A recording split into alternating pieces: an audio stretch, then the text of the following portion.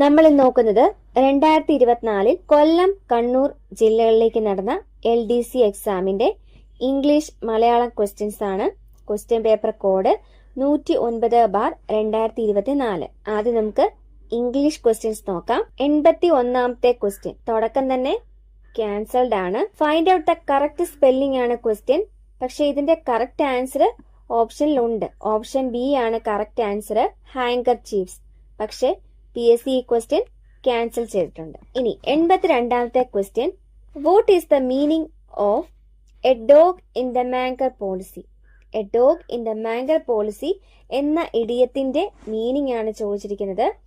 Option A, a person who considers others very low in status. Option B, a hypocritic person. Option C, a person who is very loyal to his master. Option D, a man who prevents others from enjoying something. A dog in the manger policy എന്ന ഇഡിയത്തിന്റെ meaning വരുന്നത് option D ആണ്, a man who prevents others from enjoying something. അതായത് തനിക്ക് പ്രയോജനമില്ലാത്തതോ താൻ ഉപയോഗിക്കാത്തതോ ആയ ഒരു കാര്യം മറ്റുള്ളവർ ഉപയോഗിക്കുന്നതോ ആസ്വദിക്കുന്നതോ തടയുന്ന സ്വാർത്ഥ മനോഭാവമുള്ള വ്യക്തിയെ വിശേഷിപ്പിക്കാനാണ് നമ്മൾ ഈ പ്രയോഗം ഉപയോഗിക്കുന്നത്. അതായത് നമുക്ക് ഏറ്റവും ഫെമിലിയർ ആയിട്ടൊരു ചൊല്ല് പറഞ്ഞാല്, പട്ടി പുല്ല് തിന്നുകയുമില്ല, പശുവിനെ കൊണ്ട് തീറ്റിക്കുകയുമില്ല. ഇങ്ങനെയുള്ള ആൾക്കാരെ വിശേഷിപ്പിക്കാനാണ് നമ്മൾ a dog in the manger policy എന്ന് പറയുന്നത്. ഇനി ഓപ്ഷൻ എയുടെ മീനിങ് എന്താ? A person who considers others very low in status. അതായത് മറ്റുള്ളവരെ മോശക്കാരായി കാണുന്ന വ്യക്തി. ഇനി option B, a hypocritic person, കാപട്യമുള്ള വ്യക്തി. Option C, a person who is very loyal to his master, തന്റെ യജമാനനോട് വളരെ വിശ്വസ്തത പുലർത്തുന്ന വ്യക്തി. A dog in the manger policy എന്നതിന്റെ മീനിങ് വരുന്ന ഓപ്ഷൻ ഡി ആണ്, a man who prevents others from enjoying something. 83ാമത്തെ question, spot the error. Option A, although he left home early. Option B, but he. Option C, reach school late. Option D, no error. Although he left home early but he reach school late. ഈ സെന്റൻസില് തെറ്റുള്ളത് എവിടാണെന്നാണ് ചോദിച്ചിരിക്കുന്നത്. Answer വരുന്നത് option ബിയിലാണ് തെറ്റ്. But he എന്നിടത്താണ് തെറ്റുള്ളത്. ഈ sentence തുടങ്ങിയിരിക്കുന്നത് ഓൾദോയിലാണ് അല്ലേ? അപ്പം ഓൾദോയും ബട്ടും ഒരേ ആശയങ്ങൾ വരുന്ന വാക്കുകളാണ്. അതായത് ഇവ രണ്ടും വിപരീത ആശയങ്ങളെ കാണിക്കുന്ന കൺജങ്ഷൻസ് ആണ്. ഈ സെന്റൻസിന്റെ മീനിങ് എന്ത് വരും? അവൻ വീട്ടിൽ നിന്നും നേരത്തെ ഇറങ്ങി എന്നിരുന്നാലും അല്ലെങ്കിൽ എങ്കിലും സ്കൂളിലെത്തിയത് ലേറ്റ് ആയിട്ടാണ്. അപ്പം ഓൾദോയും ബട്ടും ഒന്നിച്ചുപയോഗിക്കാൻ പാടില്ല. ഓൾദോ മാത്രം ഉപയോഗിച്ചാൽ ഈ സെന്റൻസ് എങ്ങനെ എഴുതാം? Although he left home early he reached school late. അല്ലെങ്കിൽ ബട്ട് ചേർത്ത് ഇങ്ങനെ എഴുതാം, he left home early but he reached school late. ഓൾദോയും ബട്ടും ചേർത്ത് എഴുതാൻ പാടില്ല. അതുകൊണ്ട് ഓപ്ഷൻ ബി, ബട്ട് ഹി എന്നുള്ളിടത്താണ് എറർ ഉള്ളത്. 84ാമത്തെ ക്വസ്റ്റ്യൻ, ഫാസിമൈൽ മീൻസ്. ഫാസിമൈൽ എന്നതിന്റെ മീനിങ് ആണ് ചോദിച്ചിരിക്കുന്നത്. Option A, fake. Option B, exact copy. Option C, at its Zenith. Option D, wide view. ഇതിന്റെ കറക്റ്റ് ആൻസർ വരുന്ന ഓപ്ഷൻ ബി, എക്സാക്ട് കോപ്പി ആണ്. പക്ഷെ PSC ഈ ക്വസ്റ്റ്യനും ക്യാൻസൽ ചെയ്തേക്കുവാണ്. ഫാസിമൈൽ എന്ന് പറഞ്ഞാല് എക്സാക്ട് കോപ്പി എന്നാണ് അർത്ഥം. ഇനി ഫേക്ക് എന്ന് പറഞ്ഞാല് കൃത്രിമമായ, യഥാർത്ഥമല്ലാത്ത എന്നൊക്കെയാണ് അർത്ഥം. അറ്റ് ഇറ്റ്സ് സെനിറ്റ് എന്ന് പറഞ്ഞാല് ഉന്നതിയിൽ അല്ലെങ്കിൽ കൊടുമുടിയിൽ എന്നാണ് അർത്ഥം. വൈഡ് വ്യൂ എന്ന് പറഞ്ഞാല് വിപുലമായ കാഴ്ച. അപ്പം ഫാസിമൈലിന്റെ മീനിങ് എക്സാക്ട് കോപ്പിയാണ്. പക്ഷെ ഈ ക്വസ്റ്റ്യനും ക്യാൻസൽഡ് ആണ്. 85ാമത്തെ question, Naveen said need I go at once change into reported speech. തന്നിരിക്കുന്ന സെന്റൻസിനെ റിപ്പോർട്ടഡ് സ്പീച്ചിലോട്ട് മാറ്റാനാണ് question. Naveen said need I go at once. തന്നിരിക്കുന്നത് ഒരു ഇന്റർഗേറ്റീവ് സെന്റൻസ് ആണ്. അതായത് ഒരു ക്വസ്റ്റ്യൻ ഫോമിലുള്ള സെന്റൻസ് ആണ്. അപ്പം റിപ്പോർട്ടിംഗ് വെർബ് സെഡ് എന്നുള്ളത് ആസ്ഡ് ആയിട്ട് മാറും. ഇതൊരു ക്വസ്റ്റ്യൻ ആയതുകൊണ്ട് നമ്മൾ റിപ്പോർട്ടഡ് സ്പീച്ചിലോട്ട് മാറ്റുമ്പോൾ റിപ്പോർട്ടിംഗ് വെർബ് സെഡ് എന്നുള്ളത് ആസ്ഡ് ആയിട്ട് മാറും. അതുപോലെ തന്നെ ഇതൊരു എസ് ഓർ നോ ക്വസ്റ്റ്യൻ ആണ്. അതുകൊണ്ട് കണക്റ്റിംഗ് വേർഡ് ഇഫ് അല്ലെങ്കിൽ വെദർ ചേർക്കണം. അതുപോലെ ഐ എന്നുള്ളത് ഹി എന്നാകും, നീഡ് ഗോ എന്നുള്ളത് ഹാഡ് ടു ഗോ എന്നാകും.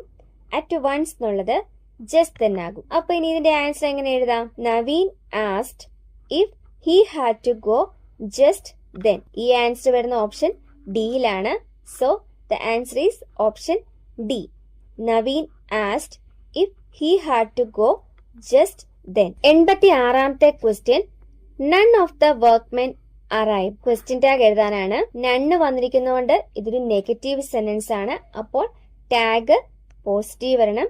അതുപോലെ അറൈവ്ഡ് എന്ന് വന്നിട്ടുള്ളത് കൊണ്ട് ഡിഡ് ചേർക്കണം. പിന്നെ സബ്ജക്ട് എങ്ങനെ വരും? വർക്ക്മാൻ ആയതുകൊണ്ട് ടാഗിൽ അത് ദേ ആയിട്ട് മാറും. അപ്പം ആൻസർ വരുന്നത് ഓപ്ഷൻ സി, ഡിഡ് ദേ ആണ്.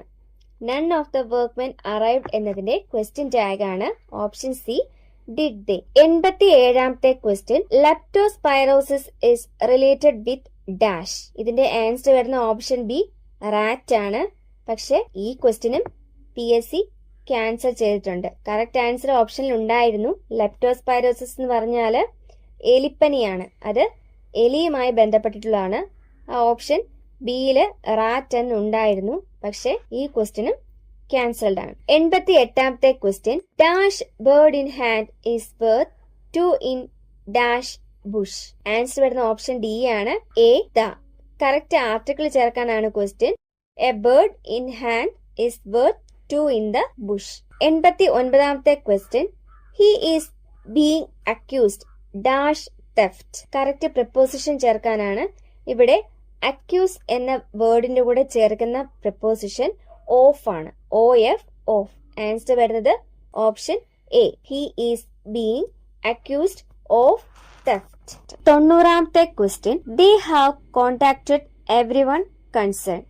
Change the voice. പാസീവ് വോയിസിലോട്ട് മാറ്റാനാണ് question. They have contacted everyone concern. അപ്പം തന്നിരിക്കുന്ന സെന്റൻസ് പ്രസന്റ് പെർഫെക്റ്റ് ടെൻസിലുള്ളതാണ്. അപ്പം പ്രസന്റ് പെർഫെക്റ്റ് ടെൻസിലുള്ള ഒരു സെന്റൻസിനെ നമ്മൾ പാസീവിലോട്ട് മാറ്റുമ്പോൾ എന്താണ് ശ്രദ്ധിക്കേണ്ടത്? ആ സെന്റൻസിൽ നമ്മൾ has or have plus been plus B3 എന്ന ഫോമിൽ വേണം എഴുതാൻ.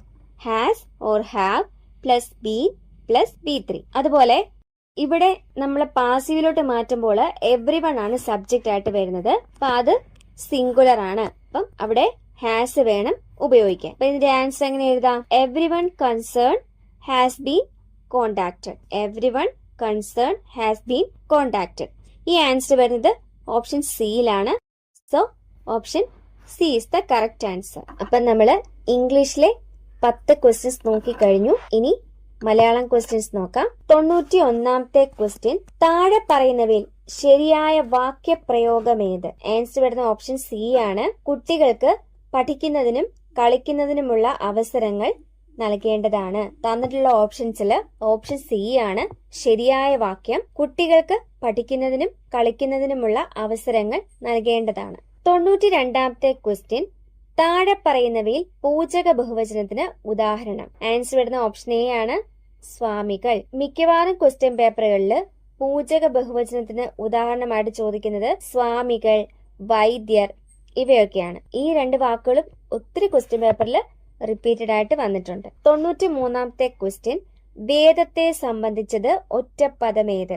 വേദത്തെ സംബന്ധിച്ചത് ആൻസർ വരുന്ന ഓപ്ഷൻ എ ആണ്, വൈദികം.